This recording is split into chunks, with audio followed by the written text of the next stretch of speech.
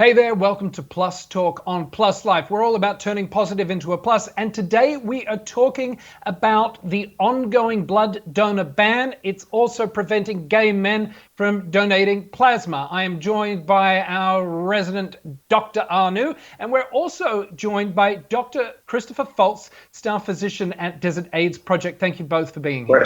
Thank you for having us. Let's just jump straight into this. Dr. Foltz, you are a doctor. You're there in Palm Desert, Palm Springs with the Desert AIDS Project doing amazing work.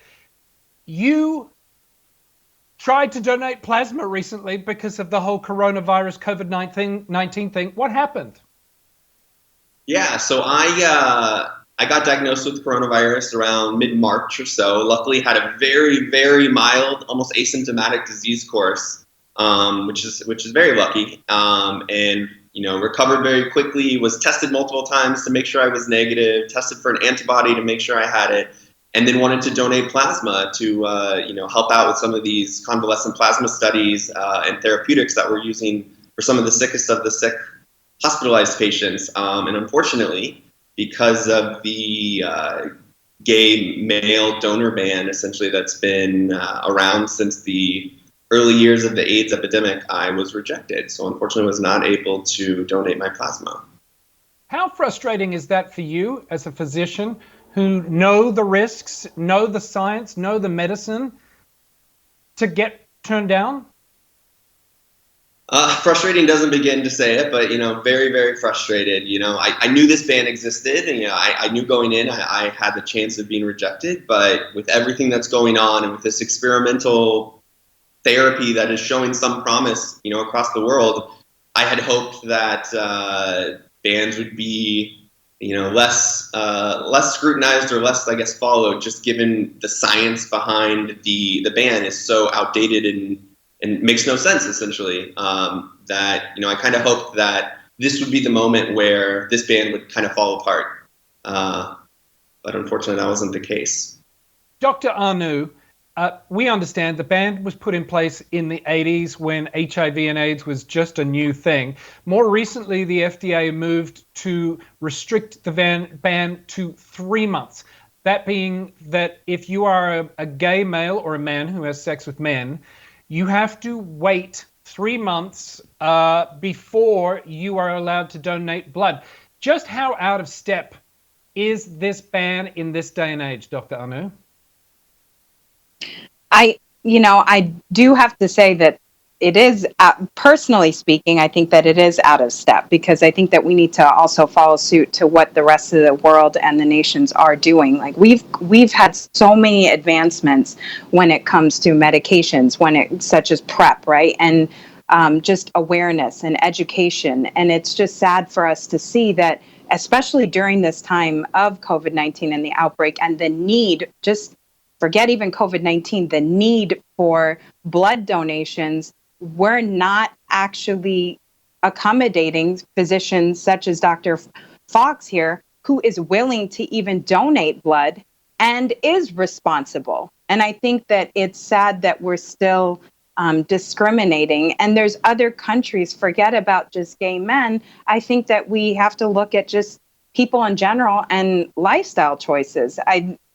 This is where it's what goes to say that somebody else who is having sex and has multiple partners that is high risk otherwise, why is it fair that they get to donate blood and plasma and someone else doesn't? Yeah, absolutely. Dr. Foltz, I mean, you're board certified in infectious diseases and internal medicine. What is the process in this day and age for people donating blood? If I am a heterosexual person who goes and wants to donate blood, what happens once they take the blood out of my arm before it reaches a prospective patient? So yeah, blood is routinely tested for all kinds of infectious diseases, including HIV, hepatitis, any potential possible infectious disease that could be transmitted via the blood transfusion. So we've been screening that. We've been screening blood products since the early, I don't even know for all these diseases, but it's been decades. And specifically with HIV, and the concern that this restriction has is our testing for HIV has come significantly, has progressed technologically over the past 30, 40 years that we can now routinely test these blood products and have answers of whether there is any virus, around. And it doesn't follow the old, testaments of antibody testing or needing to wait these long periods, 3 months plus, to know if blood products were infected with virus. We have much stronger ways of testing blood products these days that these timelines really make no sense, and especially really make no sense to ostracize one specific group of people, men who have sex with men, that it just doesn't make any sense anymore. Yeah, Dr. Anu, this just carries on the stigma, doesn't it, that exists? I mean, why do you think it is that the FDA and government bodies aren't listening to the science when it comes to this topic? It's the fear. So I wanted to just expand on what Dr. Fawkes had just said, antibody testing versus the testing that we have currently.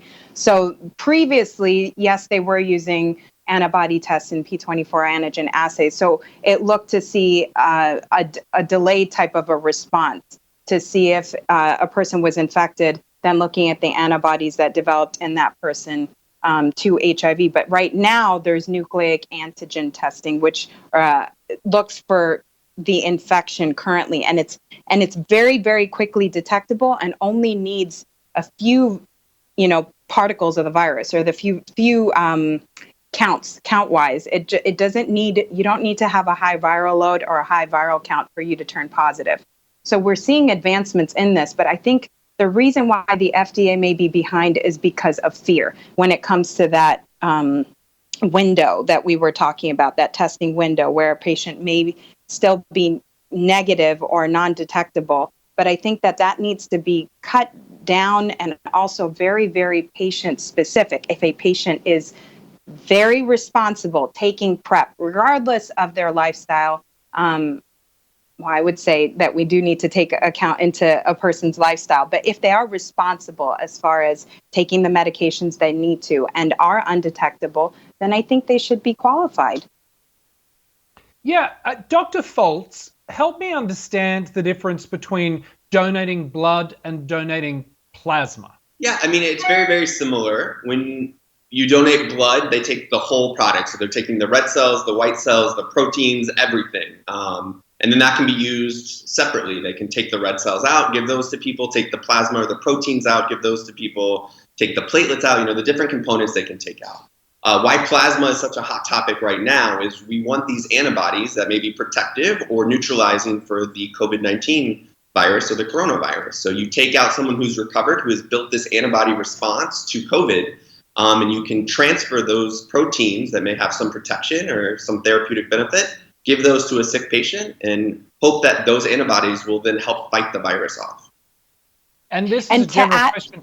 Oh, sorry. Go ahead, Dr. Anu. To add to that, though, like as far as just plain red blood cells donation or donating blood, you can transfer it from a single donor onwards. But as far as plasma is concerned, I mean, these are studies that are currently being done as well to get enough plasma in order to inject that or infuse that into a patient. You may need several donors. It may not just be coming from one specific donor as well. I do want to state that. So that was, especially with some of the other components, such as complements or factors, other things that are in the blood, it's not from just one person. It's a conglomerate as well of people.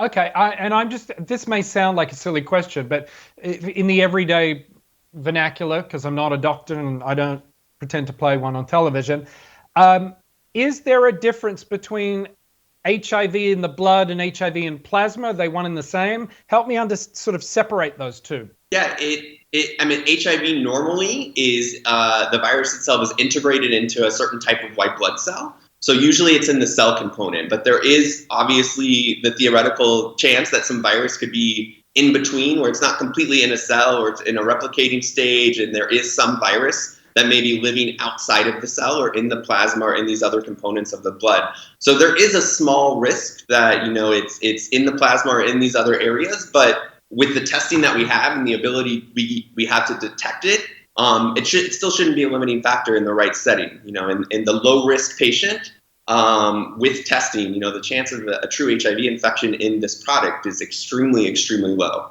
And the vice versa is true too. In a higher risk homosexual or heterosexual person, there could be a really high chance there. So it's a convoluted or kind of confused way of thinking that kind of segregates one group of people. So it's not specifically the blood product or the risk of the individual. It's kind of pinpointing this one group of people just kind of based off of fear and history.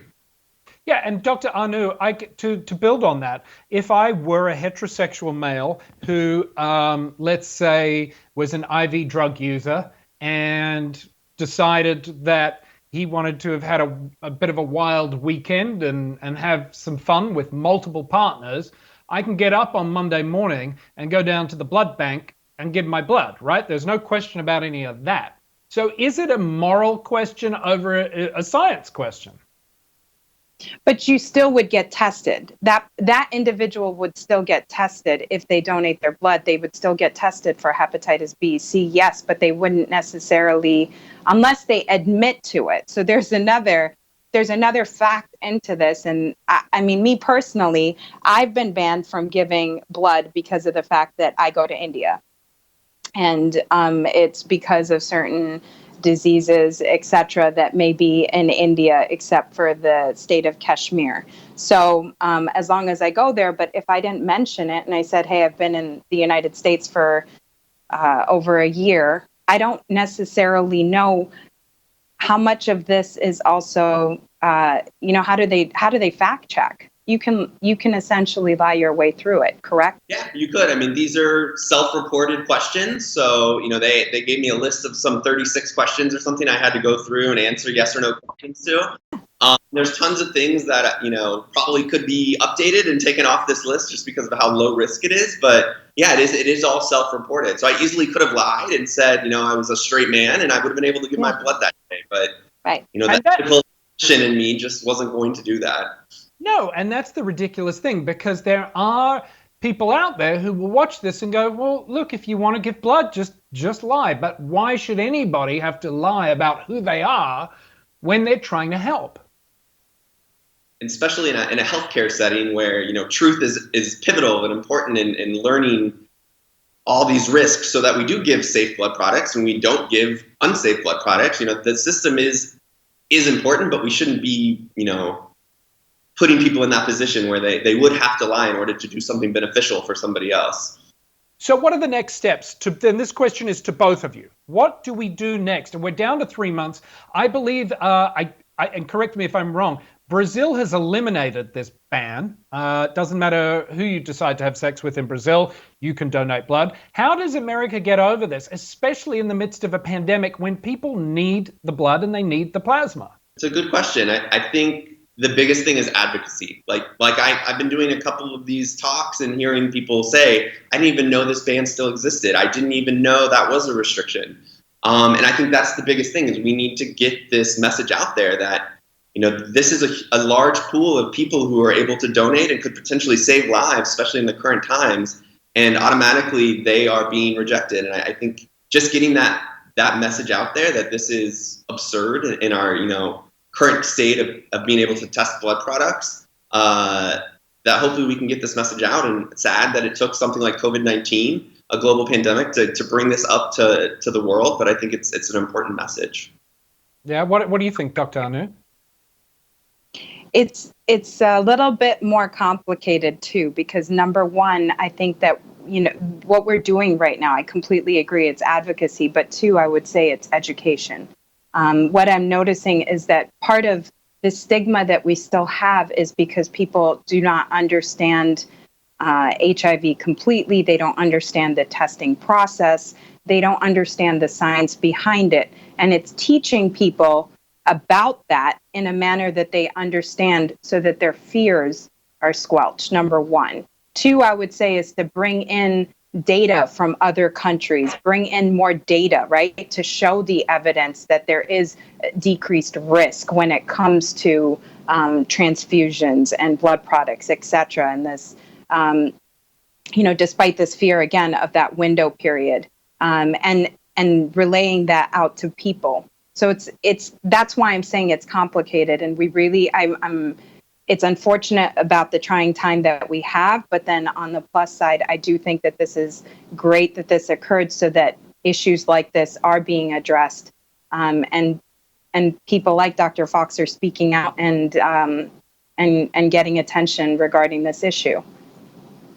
Yeah, and Dr. Foltz, you guys there at Desert AIDS Project, you do amazing work. Tell us about in the last few moments we have, the triage clinic that you guys have set up there at Desert AIDS Project. Yeah, so being an HIV and an AIDS organization, we took a pretty aggressive kind of role with this pandemic as it was evolving. So in mid-March, we actually we were lucky here that we just moved into a new clinic building. So we had an old clinic essentially available. And we kind of repurposed that to be an isolation unit so that we could see symptomatic COVID suspects as well as test members of the population. So we've been doing that, for about almost 10 weeks now. And it's been very interesting to move so quickly and kind of create this clinic from not knowing kind of where we were headed, but I think it's been a huge benefit for our population here in the Coachella Valley that they have another option that's not an emergency room or a hospital to get COVID-19 related care. So it's been good.